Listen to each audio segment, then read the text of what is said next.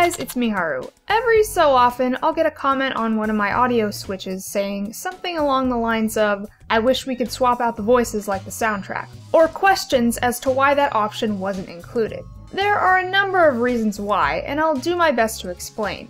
First off, the dialogue would not sync without heavy editing. Characters deliver their lines differently in Reignited. Sometimes slower, sometimes faster. There might even be pauses that were or were not present before. Second, the altered designs, expressions, or personalities of certain characters would no longer match with the original tone. Not to mention little details like the critters from Spyro 3 actually having lines in the pre-boss cutscenes. You can't keep me caged up in here forever!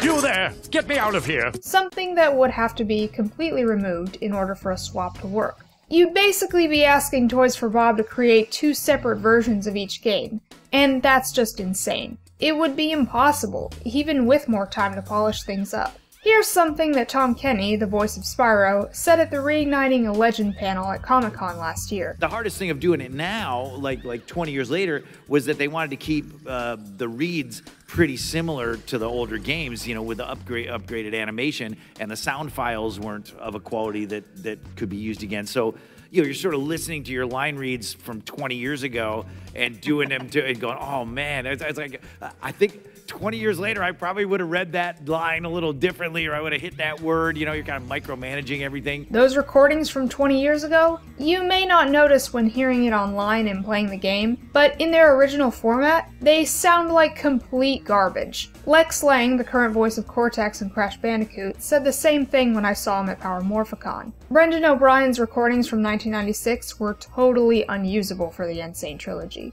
Yes, there are ways to remaster old audio to make it sound clearer, but again, that takes a significant amount of time and editing. And to be honest, even if they were able to do that, it still wouldn't work. Fully recreating and updating the graphical design of the game just to use low-quality recordings would create a horrible clash. That's like wanting the option to switch back to the cheesy voice acting in the Resident Evil 2 remake just because you can do so with the soundtrack. But that's a different case entirely. I know the original voices and line delivery are nostalgic and irreplaceable, and believe me, I would love to be able to swap it out at the press of a button. But it's just not possible. The fact is, it's not the same as toggling music. Music doesn't have to be adjusted in any way to fit, it just plays. That said, it would be a nice feature to have the backing tracks for the cutscenes be toggleable as well. However, the problem is, those particular tracks probably don't exist anymore. And if they do, Toys for Bob would have to find a way to get them legally, which is why they couldn't use the classic sound font that was found and released a while back. And that's a whole other can of worms. That's gonna do it for this video, guys. Don't forget to subscribe and follow me on Twitter, and shout out to my editor, Hysteric Animations. He is currently uploading all of Spyro Reignited in 60 FPS. Go to his channel and check that out. And I will see you next time. Until then, this is Miharu, signing off.